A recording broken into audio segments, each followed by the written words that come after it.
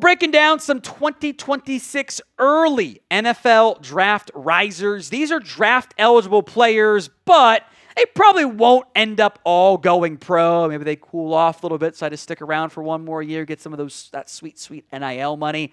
I'm also trying to not just pick the biggest name players in college football. There are plenty of other names that have risen up draft boards earlier, maybe gotten their eyes on for scouts. Like some of them are big names, and I don't want to overlap it too much with like our round one mock. There's some exceptions, but I didn't want to overdo it on that front.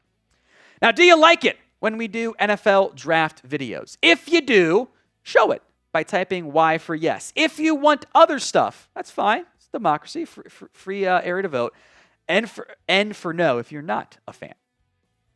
I got 10, and I'm cheating off the top because it's my show. Why not? Some quarterbacks who have flashed early on, and like Garrett Nussmeier was already in round one conversation. I don't want to put him in this bucket. I don't think that's fair necessarily. 3 names I want to mention here. John Mateer, who we've mentioned on previous shows. Aidan Chiles, who, if you go back to some of our early summer scouting stuff, we mentioned him. And then Dante Moore, who is draft eligible as a UCLA transfer. I'm not sure he goes pro. But I'll mention all 3 guys. John Mateer and Oklahoma are playing one of the toughest schedules in college football this year. I think compared to like a Sam Leavitt, who was really bad against Mississippi State. That was a horrible game from Leavitt. Mateer is kind of a little bit, just enough, dialed in the chaotic nature stuff. Like, I don't want to be run around, make play guy. Mateer still does that at times, but I think he's had a very strong start to the season. Aidan Chiles' numbers don't pop off the page, although it's been like a 10% jump in completion rate, which is awesome. I watched a lot, really all, of that Michigan State-Boston College game. He was awesome in that game. Like, he was kind of carrying, the run game was good too. He was carrying that. They do like some actual pro quarterback stuff, like the way what they asked Chiles to do. I loved what I saw from him. Battled through injury, won the game. He probably needs another year and do the 3-year starter stuff that Bill Parcells loves, but name to monitor. Same with Dante Moore. Sometimes that offense doesn't let players go downfield as much as I'd like them to, but I think Dante Moore through 2 games, acknowledging that Oklahoma State is going to be terrible this year, I think has been very impressive. Some bigger games to come for all 3 of these players, but certainly some good promise early on that, not really very popular in draft conversation period, especially not round 1 draft conversation going into the games. So far, and this could be a bigger name if you want to. You can pick Lenore Sellers. It's fine. Name a quarterback who has impressed you so far this college football season. Let me know in the comments section of today's show. Next up is Jonah Coleman, the running back from Washington, who has been admittedly acknowledging it has not been the best level of competition so far for Jonah Coleman. He has been really good. Now, look, again, we're talking about games against Colorado State and UC Davis. He scored 5 touchdowns against UC Davis. Okay, I get it. I love the build. He's 5'9", 228. Got that thick boy body, which is a good thing at running back. It's the Maurice Jones-Drew build to an extent.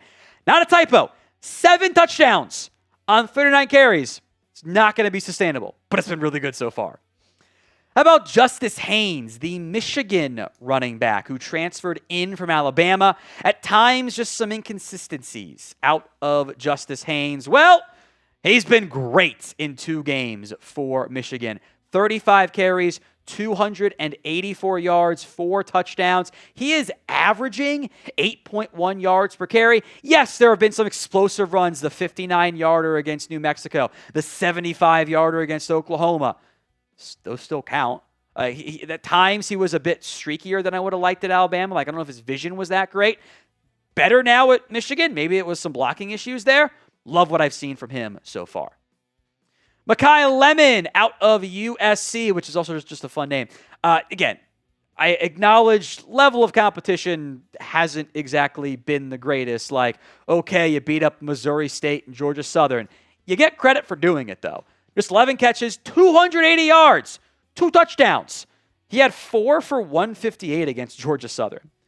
That's really good. Now, we'll figure out how good this entire USC team is, how good Lemon is later in the year. They got Purdue this weekend. Should be a win. Michigan State, we'll see. And then you get Illinois, Michigan, Notre Dame all in a row. That'll be the real determining factor.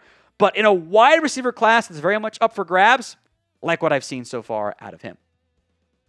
Today's show is made possible by Prize Picks. You and I make decisions every single day, but on Prize Picks, being right can get you paid. Don't miss any of the excitement this season on Prize Picks, where it is good to be right.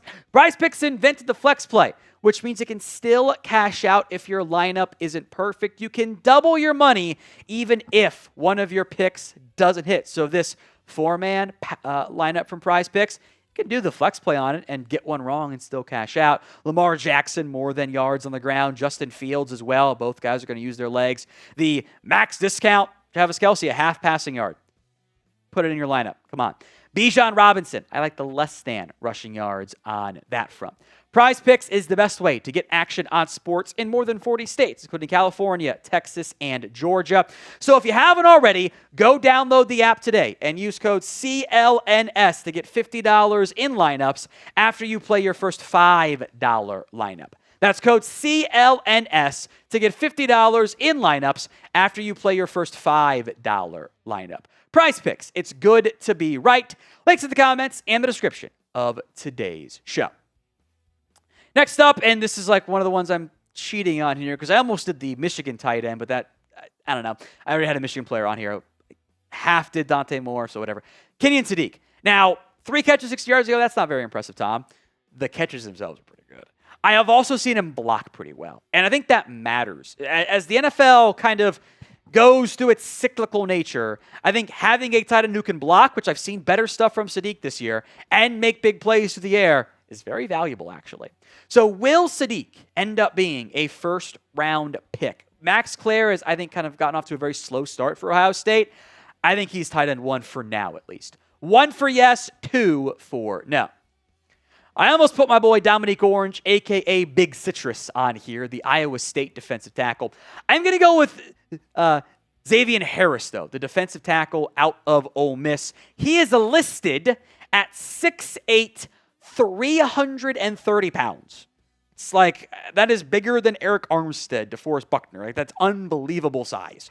11 tackles through 2 games, 2 TFLs, 2 sacks, a pick, and a handful of pressures. Now, the pressures aren't that high, but also you're 6'8", 330. Like, you're not going to be an elite level disruptor. There are some very intriguing defensive tackle prospects this year that are kind of setting themselves up for breakout years. Harris is one of them. How about Cashius Howell, the edge from Texas A&M? The overall stats here might not pop off the screen. Again, I'm happy to acknowledge the level of competition concerns here for Texas A&M. We're going to get a great test against Notre Dame, whose tackles also weren't very good in the opening game of the season. UTSA, Utah State, who cares? The 3 sacks, okay, those were on 3 straight plays on the same drive. He blew up the entire drive by himself. Sack, sack, sack. It's just unheard of. Like, even Myles Garrett didn't do that. We all freaked out for Myles Garrett with 2 sacks on 3 plays. He did it on all 3 plays. I don't care who you're playing against. That's wildly impressive. 20.5% pressure rate. I'm talking about a guy with already more production than Shamar Stewart. Like, come on, that's really good. Now, this one was mostly based on week 1 because Ohio State's 3rd stringers beat the crap out of Grambling. Arvell Reese, I was extremely impressed by in the first game of the season. 13 tackles, a TFL, a sack, and 5 pressures so far this year. All but 4 tackles came against Texas. The TFL, the sack, the pressures. He and Sonny Styles, plus like the LSU linebackers who look pretty damn good against Clemson, all those guys look good so far this season. If you want even more NFL draft content, do not miss out. Hit that sub button for more free NFL draft YouTube videos. Free, simple, easy. All you have to do is hit that sub button and you won't miss out. Mansoor Delane, the cornerback out of LSU, formerly the Virginia Tech product. I have been wildly impressed by him. Now again, this past week was not the same level of competition for LSU, Louisiana Tech. Who cares? The Clemson game still merits more conversation. Look at these numbers. He has been targeted 12 times in coverage so far this season. He has allowed 2 catches for 25 yards, has a pick, and 3 pass breakups. I liked what I saw at Virginia Tech. He was kind of buried on a not great team, was even maybe better earlier in his career. Like, we mentioned him in our 2024, or I guess 2025 draft coverage. Like, hey, guy to monitor. Transfers. This kid, if he keeps this up, look out round one. Finally, Earl Little Jr., the safety out of Florida State, formerly at Alabama, transferred to FSU, hadn't had the best start to his career, and then I was wildly impressed. He was everywhere against Alabama. Maybe it was just because he's playing his old team that barely put him on the field. 11 tackles the past 2 weeks, a TFL, a pick, a pass breakup, has been targeted 3 times in coverage, hasn't allowed a catch yet.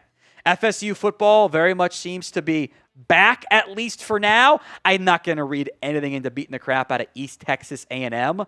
I'm not going to read anything about beating Kent State or maybe even Virginia. That's how they do against Miami, October 4th, a game that might actually matter for a top 10 team as of filming. Who else has been an NFL draft riser for you so far this year? This is the non-quarterback edition. Let me know in the comments section of today's show who else has been an NFL draft riser for you this season.